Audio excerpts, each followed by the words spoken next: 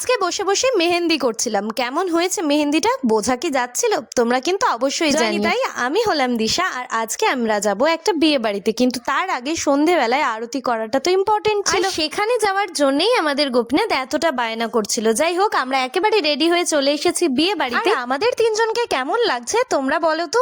যাই হোক, তোমরা আমার বাবাকে তো এখনো দেখতে পাওনি। আমার বাবা একদম শেষের দিকে আসবে। আগে দেখে নাও এদিকে যে বর কনে মিলে যারা যারা ছিল সবাই ফটো তুলছিল। আর এই যে দেখতে পাচ্ছ হলো আমাদের বর, মানে আমাদের প্রিয় দাদু, যাকে তো তোমরা আগেও দেখেছো। এই যে আমাদের ঠাম্মা তো সুন্দর একটা শাড়ি পরেছে, ওপর দিয়ে চাদর জড়িয়ে রেখেছে। কার ভালো লাগে? যদিও মানতেই হবে যে ঠাম্মার সৌন্দর্যের কাছে কিন্তু কেউ পাত্তা পাবে না। আমরা এদিক ওদিক ঘুরতে ঘুরতেই এন্ট্রি হয়ে গেল আমার বাবাকে কেমন লাগছে সেটাও কিন্তু তোমরা জানিও। তারপর আমরা একটু গল্প সল্প করে চলে এলাম খাওয়া দাওয়ার দিকে। তার আগেই দেখে নিচ্ছিলাম যে কাকু কাকিমাদের যে ঘরটা সেটা কেমন লাগছিল। আমি আর মা বেশ কিছুটা ফটো তুললাম, বেরিয়ে একদম খাওয়া দাওয়া করে আমার দাদুর সাথেও ফটো তুলে দিকে রওনা দিয়ে দিলাম।